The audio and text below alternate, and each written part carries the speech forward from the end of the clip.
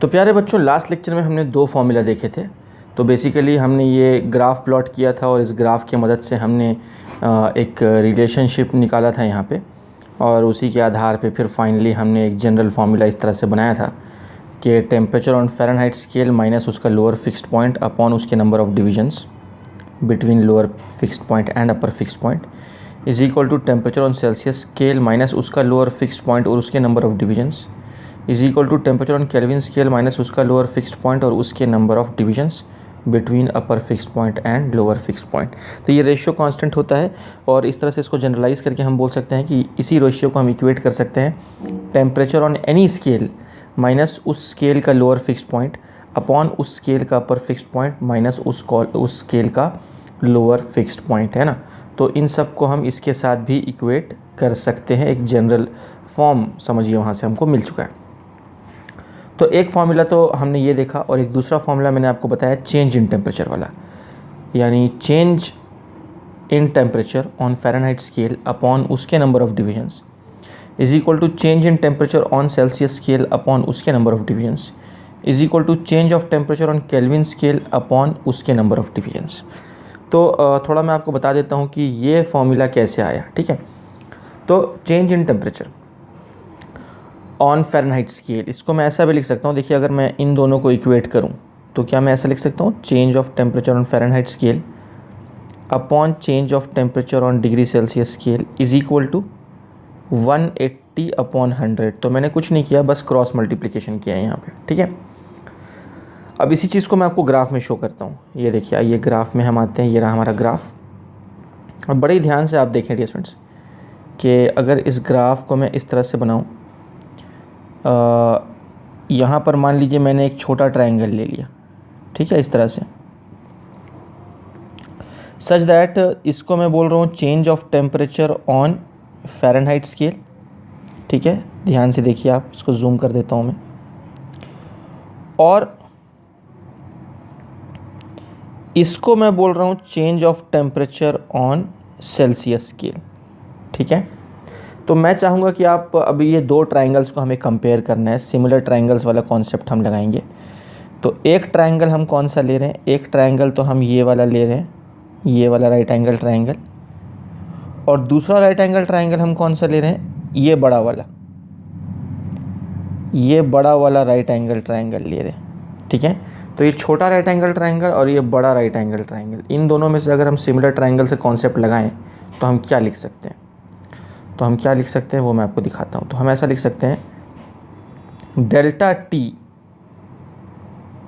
On Fahrenheit scale upon delta T on Celsius scale, यानी इसका y upon इसका x is equal to इसका y upon इसका x, बड़े वाले का y अपॉन बड़े वाले का x। अच्छा, बड़े वाले का y क्या है, 180 है, और बड़े वाले का x क्या है, 100 है। तो इसको हम बोल सकते हैं 180 अपॉन 100 बोल सकते हैं डिस्टेंस। तो y upon x is equal to y upon x, छोटा और बड़े को y अपॉन एक्स को हमने इक्वेट किया। तो देखिए घुमा फिरा कि ये कौन सी चीज़ है, व्हाट इज़ दिस डिस्टेंस, ये तो वही आ गया ना। ये देखिए यहाँ पे जो हमने पढ़ा, यही चीज़ आ गई। तो उम्मीद आपको बात समझ में आई होगी। तो अभी जो चीज़ हमने इन दोनों के लिए की है वही हम इन दोनों के लिए भी कर सकते हैं, और घुमा फिरा के हम इस तरह से रिलेशनशिप निकाल सकते हैं। तो ये दो फार्मूला आपको याद रखना ज़रूरी है, एक तो ये वाला फार्मूला, और दूसरा डियर स्टूडेंट्स ये वाला फार्मूला राइज और फॉल ऑफ टेम्परेचर के लिए, यानी चेंज इन टेम्परेचर के लिए, ठीक है। और दोनों काफ़ी मिलते जुलते फार्मूला है, इसको आपको याद रखना है। तो इसके ऊपर फिर हम कुछ प्रॉब्लम्स लेंगे, ठीक है। ऑलराइट, तो चलिए कुछ सवाल देखते हैं प्यारे बच्चों। अभी ये पहला सवाल है हमारे सामने, the absolute zero temperature in Fahrenheit scale is, और हमको 4 ऑप्शन दिए हुए हैं, ठीक है। आप चाहें तो वीडियो को पॉज करके खुद से भी ट्राई कर सकते हैं और देखिए आपसे ये क्वेश्चन सॉल्व हो रहा है या नहीं, और उसके बाद प्ले करके आप क्रॉस चेक कर लीजिए कि आपने बराबर सॉल्व किया है या नहीं। तो एब्सोल्यूट ज़ीरो टेम्परेचर निकालना है, कौन से स्केल पे, फ़ारेनहाइट स्केल पे निकालना है। तो देखिए हम ये रिलेशनशिप यूज़ कर सकते हैं जो हमने यहाँ पे पढ़ा है, ये हमने पढ़ा है डिस्टेंस। तो मैं क्या कर रहा हूँ, केल्विन वाले को मैं फ़ारेनहाइट के साथ रिलेट कर रहा हूँ, कंपेयर कर रहा हूँ, ठीक है। तो हमें पता है कि T Fahrenheit minus 32 upon 180 is equal to T Kelvin minus 273 upon 100, ठीक है। तो यहाँ पर एब्सोल्यूट ज़ीरो टेम्परेचर जो है वो कितना टेम्परेचर होता है, 0 केल्विन होता है। तो क्योंकि वो 0 केल्विन होता है तो यहाँ पर हम टेम्परेचर इन केल्विन की जगह पर हम क्या पुट कर सकते हैं, 0। तो ये हो जाएगा 0 माइनस 273 अपॉन 100। देखिए ये 0 और ये 0 मैंने कैंसिल आउट कर दिया, और इसको अगर मैं फर्दर सॉल्व करूँ तो लेट्स सी ये क्या हो जाएगा। तो इसको मैं इस तरह से लिख सकता हूँ, TF minus 32 is equal to, इधर तो माइनस 273 बचा है अपॉन 10 बचा है, ठीक है। और ये 18 जो है वो नीचे से उधर जाके मल्टीप्लाई हो जाएगा, तो ये इधर क्या हो जाएगा 18, ठीक है। अब इसको थोड़ा सा हम सिंप्लीफाई करते हैं, तो ये क्या हो जाएगा डियर स्टूडेंट्स, ये हो जाएगा माइनस 270, या इसको मैं ऐसा करता हूँ माइनस 273, ये मैं काट देता हूँ 2 5 ज़ा और ये 2 9 ज़ा, तो इंटू 9 अपॉन 5 प्लस 32, ये प्लस 32 कहाँ से आया, इस माइनस 32 को मैं इधर ले आया, तो ये हो गया प्लस 32, ठीक है। तो इसको हम फर्दर सॉल्व करेंगे डियर स्टूडेंट्स, आप इसको कैलकुलेट कीजिए, देखिए आपका आंसर। तो इसको जब आप सॉल्व करेंगे तो ये आ जाएगा माइनस 459.4 डिग्री फ़ारेनहाइट। तो जिसको हम अप्रॉक्सीमेटली क्या बोल सकते हैं, अगर आप ऑप्शंस चेक करें, इसको हम अप्रॉक्सीमेटली माइनस 460 डिग्री फ़ारेनहाइट बोल सकते हैं, ठीक है। तो उम्मीद है कि आपको समझ में आया होगा। आप चाहें तो पॉज करके ये कॉपी कर सकते हैं। उसके बाद हम चलते हैं अपने अगले सवाल पे, ठीक है। तो अगला सवाल हम देख रहे हैं, इसमें ये बोल रहा है कि the temperature of a body on Kelvin scale is found to be x Kelvin, है ना। When it is measured by Fahrenheit thermometer it is found to be x degree Fahrenheit, then the value of x is, ठीक है। तो कोई तो भी temperature है किसी बॉडी का, उस बॉडी के टेम्परेचर को जब केल्विन स्केल में मेजर किया गया तो एक्स केल्विन मिला, और उसी बॉडी के टेम्परेचर को जब फ़ारेनहाइट थर्मोमीटर से मेजर किया गया तो एक्स डिग्री फ़ारेनहाइट मिला। तो बताइए कि एक्स की वैल्यू क्या होगी। तो अभी फॉर्मूला हमें पता है, यहाँ पर फ़ारेनहाइट स्केल की बात हो रही है ना, और केल्विन स्केल की बात हो रही है। तो हम केल्विन और फ़ारेनहाइट के फार्मूला को इक्वेट करेंगे, तो हम लिखेंगे T Fahrenheit minus 32 upon 180 is equal to T Kelvin minus 273 upon 100, ठीक है। तो उसका वो जो बॉडी है उसका टेम्परेचर फ़ारेनहाइट स्केल पे अगर x आता है तो उस बॉडी का टेम्परेचर केल्विन स्केल पे भी x ही आ रहा है, ऐसा उसने क्वेश्चन में बोला है। अब देखिए क्वेश्चन में बोला है कि जब उसको मेजर किया गया तो केल्विन स्केल पे x आया और फ़ारेनहाइट स्केल पे भी उसका टेम्परेचर x ही आया, ठीक है। तो बताइए कि वो x की वैल्यू क्या होगी। तो इसको अगर हम फर्दर सॉल्व करें तो ये देखते हैं क्या हो जाएगा। तो ये 0 और ये 0 मैं कैंसिल आउट कर देता हूँ, और यहाँ पे x की वैल्यू हमें निकालना है। तो हम ऐसा करते हैं, इसको मैं बोल देता हूँ 2 5 ज़ा 10 और इसको 2 9 ज़ा 18। अभी क्या करते हैं, क्रॉस मल्टीप्लाई कर देते हैं, 9 को उधर भेजते हैं, 5 को इधर भेजते हैं। तो ये हो जाएगा 5 into x minus 32 is equal to 9 into x minus 273, ये इतना हो जाएगा। और इसको अगर हम फर्दर सॉल्व करें तो ये हो जाएगा 5x माइनस 5 2 ज़ा 10 160 हो जाएगा ये, है ना। और ये हो जाएगा 9x माइनस 9 इंटू 273। तो जब हम करेंगे 9 इंटू 273 तो हमें मिलता है 2457, ठीक है। अब हम क्या करते हैं, 5x को इधर लाते हैं, इसको उधर ले जाते हैं, तो ये 2457 उधर चला गया, minus 160 is equal to 9x minus 5x। तो 2457 में जब हम सब्ट्रैक्ट करेंगे 160 को तो ये हो जाएगा 2297, तो ये हो जाएगा 2297, और ये तो 4x बन जाएगा। तो 4x का 4 इधर नीचे ले आते हैं तो इधर क्या बचेगा x। तो 2297 को हमें डिवाइड करना होगा 4 से, तो वो जाएगा 574.25। So this implies that x is nothing but 574.25। तो अल्टीमेटली कौन सा सही जवाब है हमारा? सी इज़ द करेक्ट ऑप्शन। ठीक है, तो मुझे उम्मीद है कि ये भी आपको समझ में आया होगा। यानी कि ये वो टेम्परेचर है जो केल्विन स्केल और फ़ारेनहाइट स्केल पे सेम रीडिंग देगा। ठीक है, 574.25 केल्विन को अगर हम मेजर करेंगे तो वो फ़ारेनहाइट और केल्विन दोनों पे सेम रीडिंग देगा। ठीक है, ऐसा पॉसिबल है डिस्टेंस, ऐसा हो सकता है। कुछ ख़ास टेम्परेचर्स ऐसे होते हैं जिनकी रीडिंग किसी भी दो स्केल पे सेम आ जाती है, कोइंसाइड कर जाती है रीडिंग, है ना, ऐसा हो सकता है। ठीक है, अच्छा, उसी आधार पे एक और सवाल है और ये भी बिल्कुल मिलता जुलता सवाल है। यहाँ पे भी आप देखिए इसने क्या बोला है कि at what temperature the Celsius, देखिए सेल्सियस स्केल का दूसरा नाम सेंटीग्रेड स्केल भी है, तो सेल्सियस स्केल बोलिए या सेंटीग्रेड स्केल बोलिए, बात एक ही है। तो उसने बोला है कि at what temperature the centigrades and Fahrenheit reading are the same, यानी कि यहाँ पे दो स्केल को कंपेयर कर रहे हैं, सेल्सियस और फ़ारेनहाइट। तो सेल्सियस और फ़ारेनहाइट का रिलेशनशिप लिखता हूँ मैं, तो T Fahrenheit -32/180 is equal to T Celsius -0/100। तो उसने बोला है कि at what temperature the Celsius and Fahrenheit readings are the same, दोनों की रीडिंग सेम है। एक ऐसा टेम्परेचर है जब इसकी वैल्यू x है तब इसकी वैल्यू भी x है, जब ये x है तब ये भी x है ना। पिछले केस में हम केल्विन और फ़ारेनहाइट को कंपेयर कर रहे थे, यहाँ पे हम सेल्सियस और फ़ारेनहाइट को कंपेयर कर रहे हैं। तो सेल्सियस की वो कौन सी रीडिंग है जो फ़ारेनहाइट पे भी सेम ही शो करेगा। ठीक है, वही हमारा सवाल है। तो इसको अगर हम फर्दर सॉल्व करें तो ये कट कर देते हैं और ये 2 5 ज़ा 10, ये 2 9 ज़ा 18, तो ये हो जाएगा x -32/9 is equal to x/5। ठीक है, क्रॉस मल्टीप्लाई करते हैं तो ये क्या हो जाएगा, ये हो जाएगा 5x - 160 is equal to 9x, और ये हो जाएगा, इसको उधर भेजेंगे तो ये हो जाएगा 4x इज़ इक्वल टू -160, और ये हो जाएगा x इज़ इक्वल टू -160/4, और ये हो जाएगा -40 डिग्री।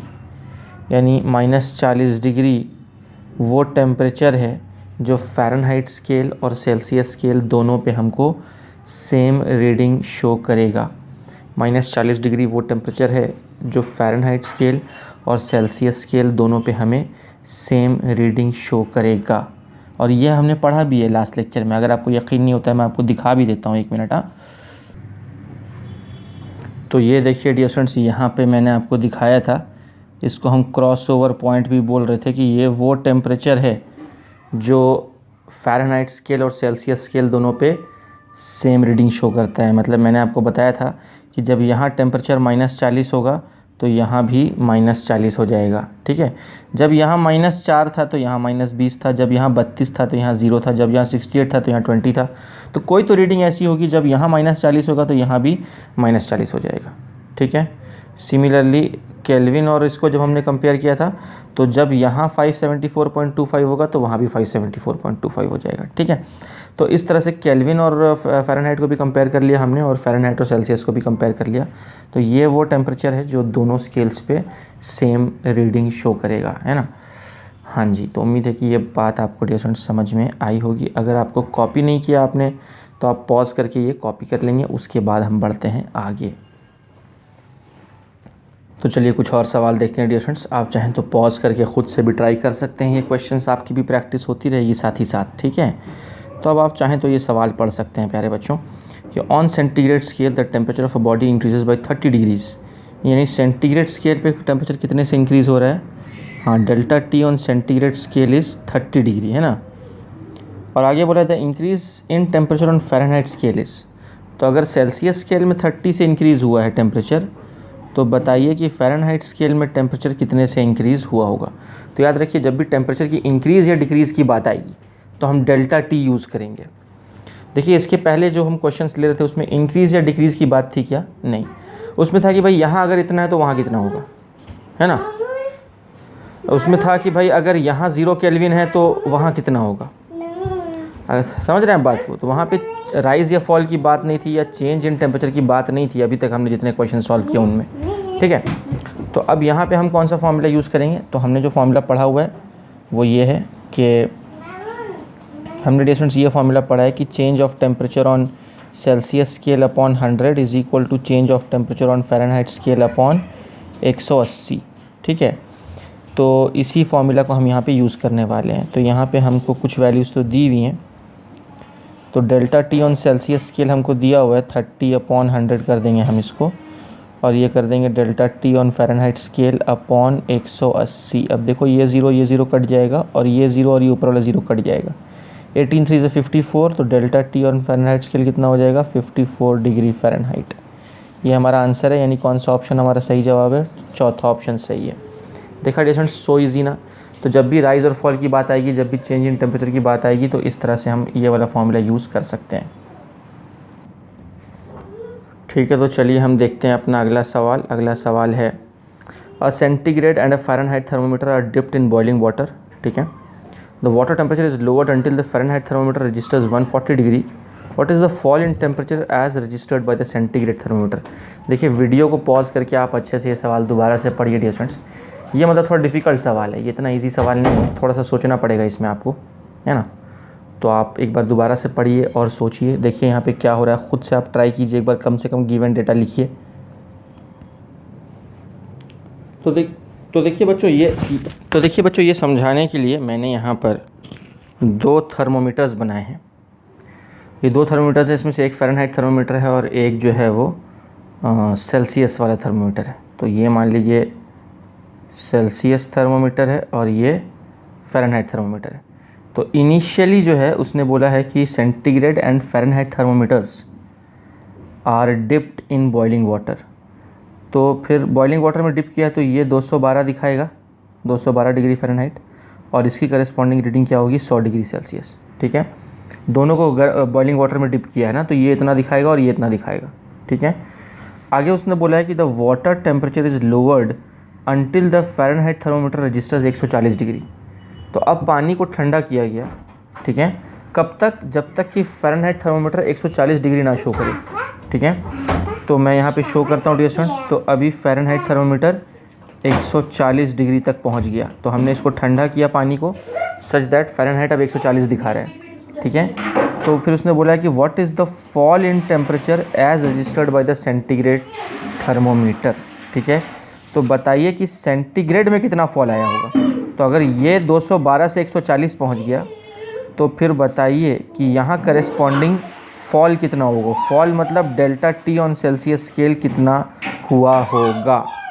ठीक है, वो हमें पता लगाना है ना। करस्पॉन्डिंग फॉल, राइज, मैंने बोला था कि राइज, फॉल, चेंज, ये सब वर्ड्स जब भी आएंगे तो हम क्या यूज़ करेंगे, डेल्टा टी यूज़ करेंगे। ठीक है, तो यहाँ पर delta T on Fahrenheit scale कितना है डियर स्टूडेंट्स, वो हम निकाल लेते हैं पहले। तो delta T on Fahrenheit scale जो है वो पहले 212 पे था और बाद में 140 हो गया। देखिए सिर्फ मैग्नीट्यूड निकाल रहा हूँ मैं, वैसे तो 140 माइनस 212 होना चाहिए था, फाइनल माइनस इनिशियल, है ना, पर मैं सिर्फ मैग्नीट्यूड यहाँ लिख रहा हूँ। तो 212 माइनस 140, अब आप 140 माइनस 212 कीजिए या 212 माइनस 140 कीजिए, मैग्नीट्यूड तो सेम ही आएगा ना, समझ रहे हैं आप बात को। तो अब वहाँ पे जब अगर मैं करूँगा 212 माइनस 140 तो वो हो जाएगा 72। तो यानी फ़ारेनहाइट पे कितना फॉल हुआ, 72 का फॉल हुआ। तो फिर corresponding fall in Celsius scale क्या होगा, तो उसके लिए delta T on Celsius is equal to delta T on Fahrenheit upon 180 कर देंगे हम, और यहाँ पर इसको वैल्यू पुट करते हैं तो ये हो जाएगा 72 अपॉन 180। ठीक है, तो इसको हम सॉल्व करते हैं डिस्टेंस। तो ये 0 और ये 0 कैंसिल आउट हो जाएगा, और ये 2 5 ज़ा और ये 2 9 ज़ा और ये 9 8 ज़ा। ठीक है, 5 8 ज़ा 40, यानी कि क्रॉस मल्टीप्लाई करेंगे तो delta T on Celsius scale is equal to 40 degree Celsius, यानी this is the fall of temperature on Celsius scale. तो सेल्सियस में कितने का फॉल आएगा, 40 का फॉल आएगा। तो सेल्सियस वाला कितने पे पहुंच जाएगा फिर 40 का फॉल आने के बाद, हाँ जी 40 का फॉल आने के बाद ये पहुंच जाएगा 60 डिग्री सेल्सियस में। तो इसकी फाइनल रीडिंग क्या होगी सेल्सियस स्केल की, 60 डिग्री सेल्सियस। पर उसने हमसे फॉल पूछा है, क्योंकि उसने हमसे फॉल पूछा है इसीलिए हमारा आंसर क्या होगा 40 डिग्री। अगर उसने ये पूछा होता कि बताइए सेल्सियस की फाइनल रीडिंग क्या होगी, तब हम बोलते 60 डिग्री। लेकिन उसने फाइनल रीडिंग नहीं पूछी है सेल्सियस की, उसने फॉल इन टेम्परेचर पूछा है सेल्सियस स्केल का, इसीलिए हम आंसर क्या बोलेंगे, 40 डिग्री का फॉल हुआ। तो अगर फ़ारेनहाइट पे 72 का फॉल हुआ है तो सेल्सियस पे कितने का फॉल हुआ, 40 का फॉल हुआ। ठीक है, उम्मीद है आप बात समझ रहे होंगे, है ना। तो इसको सॉल्व करने के और भी मेथड्स थे। हम ऐसा भी कर सकते थे कि 140 के करस्पॉन्डिंग टेम्परेचर निकालते तो वो 60 आता, फिर 100 में से 60 सब्ट्रैक्ट कर देते तो फॉल 40 का मिल जाता। ठीक है, तो डिफरेंट मेथड से सॉल्व करने के इसको, पर मैंने इस मेथड से सॉल्व किया। उम्मीद है आपको ये मेथड समझ में आया होगा और उम्मीद है कि ये क्वेश्चन भी आपको समझ में आया होगा, है ना। और अगर नहीं भी समझ में आया तो आप ये दोबारा से मुझसे ऐप के ऊपर पूछ सकते हैं या व्हाट्सएप के ऊपर पूछ सकते हैं। ठीक है, तो आप चाहें तो डिस्टेंस पॉज करके कॉपी कर लेंगे। पहले तो आप चाहें तो ये कॉपी कर लें और एक बार ये कॉपी हो जाए तो फिर आप पॉज करके ये कॉपी कर लेंगे। ठीक है,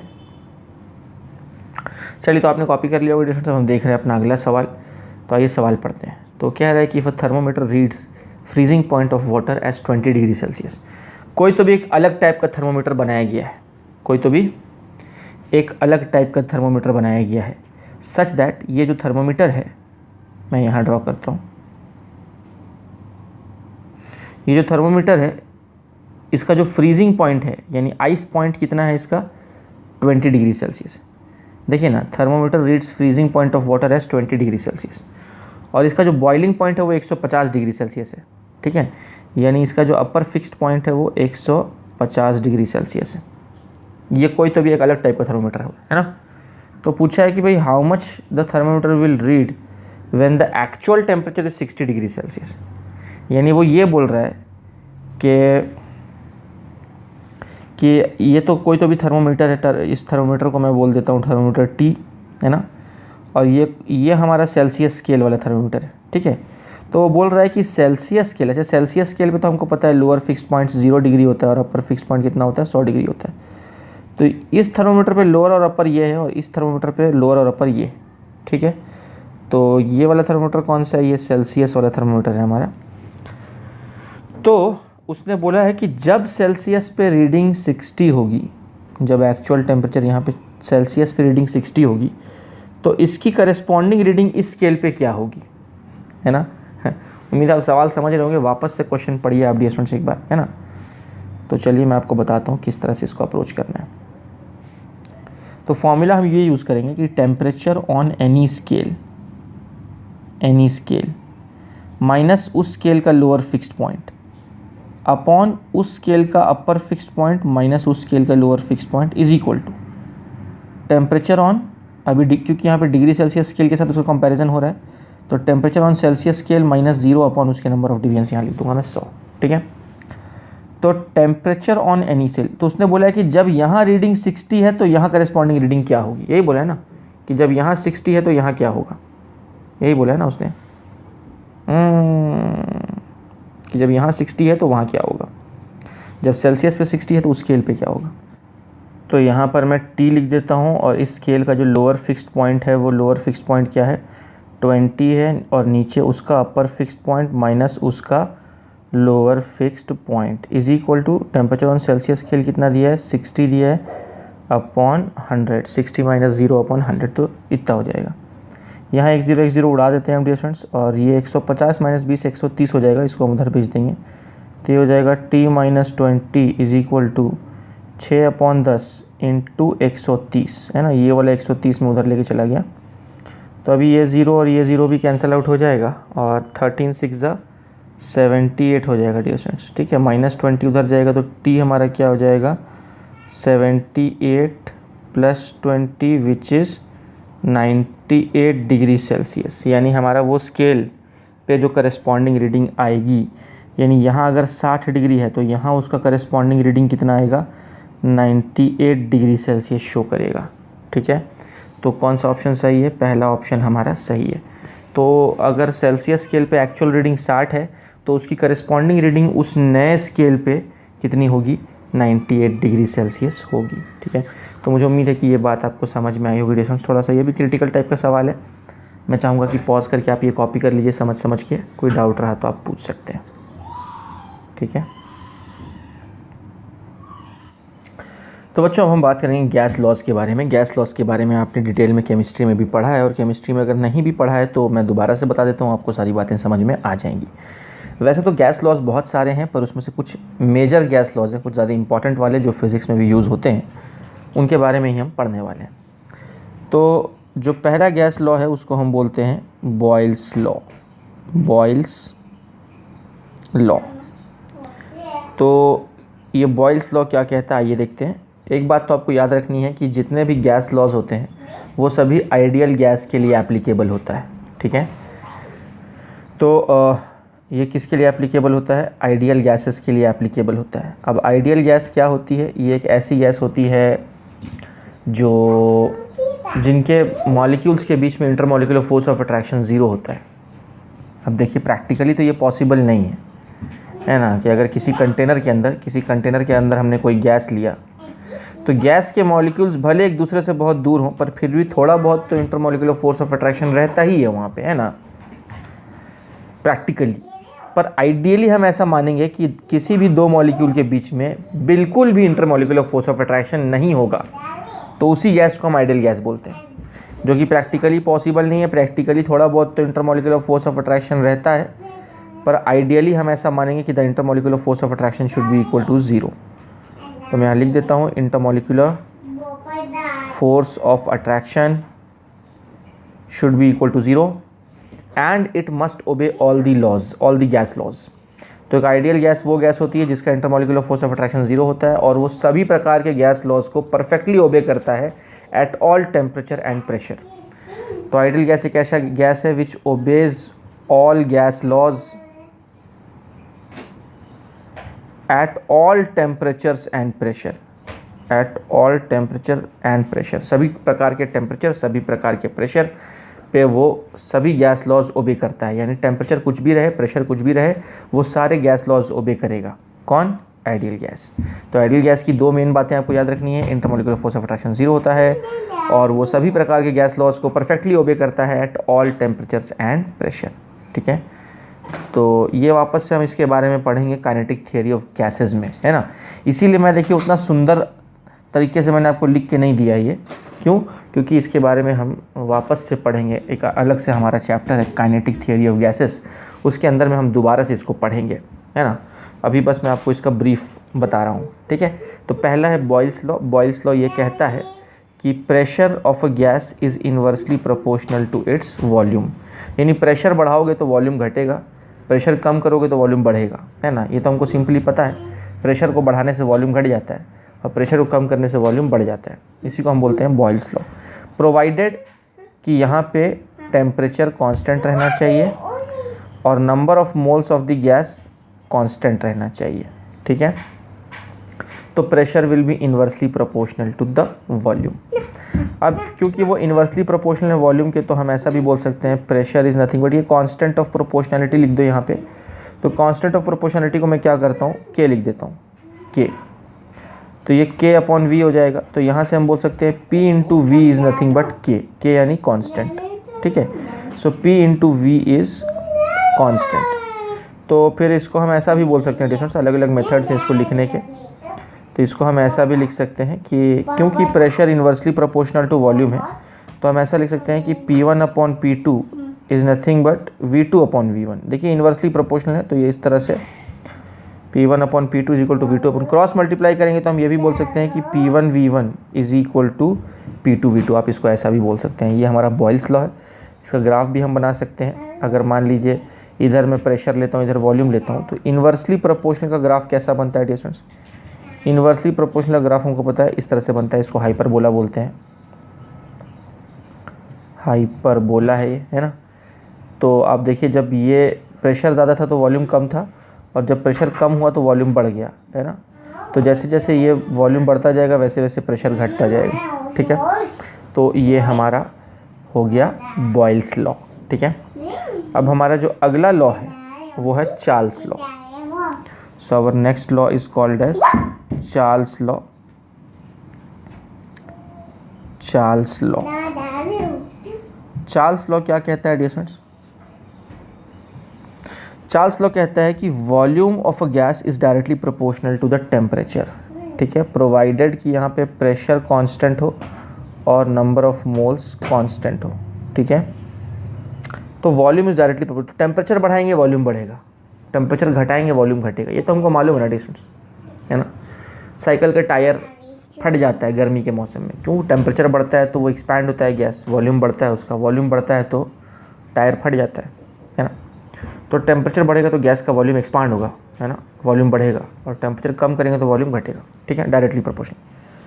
तो फिर से कांस्टेंट हम यहाँ पे ला सकते हैं, v इज इक्वल टू के इंटू टी, हम बोल सकते हैं v upon T is constant, है ना। तो अभी इसको इक्वेशन लिखना रहा तो हम ऐसा लिख सकते हैं कि क्योंकि डायरेक्टली प्रोपोर्शनल है v टी के, तो हम लिख सकते हैं कि यहाँ पर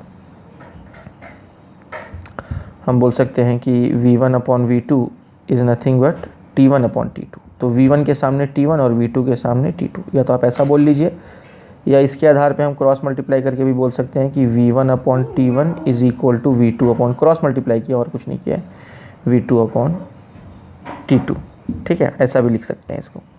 ये हमारा चार्ल्स लॉ है। अगर मान लीजिए इसका हमें ग्राफ प्लॉट करना रहा तो ग्राफ भी हम प्लॉट कर सकते हैं, क्योंकि v और t डायरेक्टली प्रोपोर्शनल है। तो डायरेक्टली प्रोपोर्शनल का ग्राफ कैसा होता है डिस्टेंस? डायरेक्टली प्रोपोर्शनल का ग्राफ इस तरह से होता है, ठीक है। तो देखिए ये जब कम था तो ये भी कम था, फिर ये जब बढ़ा तो ये भी बढ़ गया, तो जब ये बढ़ रहा है तो ये भी बढ़ रहा है, ये है डायरेक्टली प्रोपोर्शनल का ग्राफ, ठीक है। तो उम्मीद है कि ये बात भी आपको समझ आई होगी। This is Charles law. अब हम चलते हैं अपने अगले लॉ की तरफ, गे-लुजैक्स लॉ। ये भी एक अच्छा लॉ है, गे-लुजैक्स लॉ, है ना। तो डियर स्टूडेंट्स, फॉरेन कंट्री में तो बड़े प्यारे प्यारे नाम होते हैं लोगों के, है ना, पर नाम में क्या रखा है, मेन तो हमें ये देखना है कि लॉ क्या कह रहा है ना। तो लॉ ये कहता है कि pressure of a gas is directly proportional to its temperature, यानी कि जितना ज़्यादा टेम्परेचर बढ़ेगा प्रेशर बढ़ेगा। देखिए आप प्रेशर कुकर के अंदर में यही होता है ना, कि प्रेशर कुकर के अंदर क्या होता है कि हम टेम्परेचर बढ़ाते हैं तो प्रेशर बढ़ता है, प्रेशर बढ़ता है इसलिए वो सीटी जो है वो ऊपर उठ जाती है और फिर वो, है ना, इस तरह की आवाज़ निकलती है। तो इसको हम बोल सकते हैं pressure is directly proportional to temperature, provided कि volume of the gas should be constant and number of moles should be constant, ठीक है। तो फिर यहाँ से हमें कांस्टेंट ऑफ प्रोपोर्शनैलिटी के लिख सकते हैं, p इज इक्वल टू के टी, और यहाँ से हम बोल सकते हैं कि p upon T is nothing but constant, ठीक है। तो अब आप इसको ऐसा लिखिए, या यहाँ से हम एक और रिलेशनशिप भी लिख सकते हैं, वो ये है कि क्योंकि p और t डायरेक्टली प्रोपोर्शनल है तो हम बोल सकते हैं कि p1 upon p2 is nothing but t1 upon t2, क्योंकि p1 के सामने t1 और p2 के सामने t2, क्योंकि डायरेक्टली प्रोपोर्शनल है इसलिए। तो या तो आप इसको ऐसा लिखिए, है ना, या हम क्रॉस मल्टीप्लाई भी कर सकते हैं, हम लिख सकते हैं p1 upon t1 is equal to p2 upon t2। वैसे भी आप देखिए कि p अपॉन t कांस्टेंट है, तो भाई p1 by t1 is equal to p2 by t2, ठीक है। तो उम्मीद है ये बातें आपको समझ में आई होंगी। हम चाहें तो इसका ग्राफ भी प्लॉट कर सकते हैं। इसका ग्राफ कैसे प्लॉट होगा आइए देखते हैं। तो इसका ग्राफ भी बड़ी सिंपल है। देखिए यहाँ पर डायरेक्टली प्रोपोर्शनल का रिलेशनशिप है, तो हमें पता है डायरेक्टली प्रोपोर्शनल के लिए ग्राफ कैसा बनता है, अभी हमने प्लॉट किया है graph will be a straight line, मतलब ये बढ़ रहा है तो ये भी बढ़ रहा है ना, ये बढ़ रहा है तो ये भी बढ़ रहा है, ठीक है। तो ये हो गया गे-लुजैक्स लॉ। अब इनको याद रखने के लिए सिंपली आप इस तरह से याद रख सकते हैं कि आपको पहले लिखना है प्रेशर, फिर लिखना है वॉल्यूम, फिर लिखना है टेम्परेचर, और उसके बाद आपको ये ध्यान रखना है कि ये है बॉयल्स लॉ। प्रेशर और वॉल्यूम का रिलेशनशिप कौन देता है? Boyle's law. और वॉल्यूम और टेम्परेचर का रिलेशनशिप कौन देता है? Charles law. और टेम्परेचर और प्रेशर का रिलेशनशिप कौन देता है? गे-लुजैक्स लॉ। तो अब देखिए इंग्लिश अल्फ़ाबेट में सबसे पहले कौन आता है? इंग्लिश अल्फ़ाबेट में सबसे पहले बी आता है, बी के बाद सी आता है, और सी के बाद लास्ट में कौन आता है? जी आता है, मतलब सी के बाद ही जी है ना, मतलब आगे चल के, है ना। तो कहने का मतलब ये है कि भाई पी और वी का रिलेशनशिप बॉयल्स लॉ, वी और टी का रिलेशनशिप चार्ल्स लॉ, और टी और वी का रिलेशनशिप गे-लुजैक्स लॉ, ठीक है। अच्छा, एक और बात मैं आपको बताना चाहूँगा कि जब हमने लिखा यहाँ पे पी, वी और टी, ठीक है, तो जब हम बॉयल्स लॉ की बात करेंगे तो ये हमारा बॉयल्स लॉ है, तो वहाँ पे हम टी को कांस्टेंट रखेंगे, ठीक है। यानी जिन दो का रिलेशनशिप देख रहे हैं हम तीसरे को कांस्टेंट रख देते हैं। तो आप देखिए यहाँ पे कि हमने बॉयल्स लॉ में क्या किया, जब P और V का रिलेशनशिप पढ़ रहे थे तो T को कांस्टेंट रखा, फिर जब V और T का रिलेशनशिप पढ़ रहे थे तो P को कांस्टेंट रखा, और जब P और T का रिलेशनशिप पढ़ रहे हैं तो V को कांस्टेंट रखा। यानी जिन दो का रिलेशनशिप पढ़ रहे हैं तीसरे वाले को कांस्टेंट कर देना है। P, V और T में से जिन दो का रिलेशनशिप हम पढ़ रहे हैं उनके अलावा जो तीसरा वाला है उसको कांस्टेंट रख देना है। तो जब PV का रिलेशनशिप पढ़ेंगे तो T को कांस्टेंट रख देंगे, है ना। जब VT का रिलेशनशिप पढ़ेंगे चार्ल्स लॉ में तो P को कांस्टेंट रख देंगे। और गे-लुसाक्स लॉ में जब गे-लुसाक्स में PT का रिलेशनशिप पढ़ेंगे तो V को क्या कर देंगे, कांस्टेंट कर देंगे। यानी जिन दो का रिलेशनशिप पढ़ रहे हैं उसके अलावा जो तीसरा है उसको हम कांस्टेंट रख देंगे, ठीक है। और नंबर ऑफ़ मोल्स तो वैसे भी आपको कांस्टेंट रखना है, ठीक है। तो मुझे उम्मीद है कि ये बात आपको समझ में आई होगी, है ना। तो मैं चाहूँगा डियर स्टूडेंट्स कि पहले आप पॉज करके ये कॉपी कर लें, और एक बार ये कॉपी हो जाए तो उसके बाद आप पॉज करके ये कॉपी कर लें, और एक बार ये कॉपी हो जाए तो उसके बाद आप पॉज करके ये कॉपी कर लें। इसमें एक इम्पॉर्टेंट बात आपको मैं ये बताना चाहूँगा कि जितने भी गैस लॉज हैं उनमें जब भी T आएगा टेम्परेचर, जैसे कि आप यहाँ पे भी देख रहे हैं, जैसे मैं आपको यहाँ दिखा दूँ कि जब भी टेम्परेचर आएगा डियर स्टूडेंट्स, T1 है T2 है, तो ये टेम्परेचर की वैल्यू आपको केल्विन में रखनी है ना। एब्सोल्यूट टेम्परेचर का मतलब क्या होता है, एब्सोल्यूट टेम्परेचर का मतलब होता है टेम्परेचर इन केल्विन, ठीक है। तो जब भी T आएगा सिंपली T, तो वहाँ पे आपको वैल्यू किस में रखना है, SI यूनिट में रखना है, यानी केल्विन में रखना है। हाँ, अगर कहीं पे डेल्टा T आ गया, चेंज इन टेम्परेचर, तब आप वैल्यू डिग्री सेल्सियस में रखो या केल्विन में रखो, फ़र्क नहीं पड़ता। क्यों? क्योंकि change of temperature on Celsius scale is equal to change of temperature on Kelvin scale, ठीक है। तो अगर केल्विन में टेम्परेचर 10 से बढ़ा है तो सेल्सियस में भी 10 से ही बढ़ा होगा। यानी केल्विन में अगर डेल्टा T 10 है तो सेल्सियस में भी डेल्टा T 10 ही होगा। इसीलिए जब भी किसी फॉर्मूला में आपको डेल्टा T दिखे, चेंज इन टेम्परेचर, तो वहाँ आप केल्विन या डिग्री सेल्सियस कोई भी यूनिट यूज़ कर सकते हैं, फ़र्क नहीं पड़ता, मैग्नीट्यूड सेम ही होगा। लेकिन अगर कहीं सिर्फ T है, जैसे यहाँ पे हम देख रहे हैं, यहाँ पे सिर्फ T है, डेल्टा T नहीं है, या इसके पहले वाले लॉ में भी आप देखिए यहाँ पे भी आपको सिर्फ T दिख रहा है ना, डेल्टा T नहीं है। तो सिर्फ T अगर दिखा तो वहाँ पे आपको केल्विन में ही वैल्यू पुट करनी पड़ेगी, जिसको हम एब्सोल्यूट टेम्परेचर भी बोलते हैं। तो दीज आर एब्सोल्यूट टेम्परेचर्स, है ना। See these are absolute temperatures. I hope you are getting the point, है ना। तो इस तरह की बात है। तो इस बात को भी, छोटी सी बात को आपको ध्यान में रखना है। नोट बोल के आप ये चीज़ लिख भी सकते हैं कि whenever temperature in all the gas laws the temperature should be used in Kelvin, है ना। या whenever T is there in the equation we have to put the value in Kelvin, ठीक है। and when we have delta T in an equation then we can either use degree Celsius or we can use Kelvin, ठीक है, both। तो उम्मीद है कि ये बात आपको समझ में आई होगी और आपने कॉपी डाउन भी कर लिया होगा। उसके बाद हम बढ़ते हैं आगे।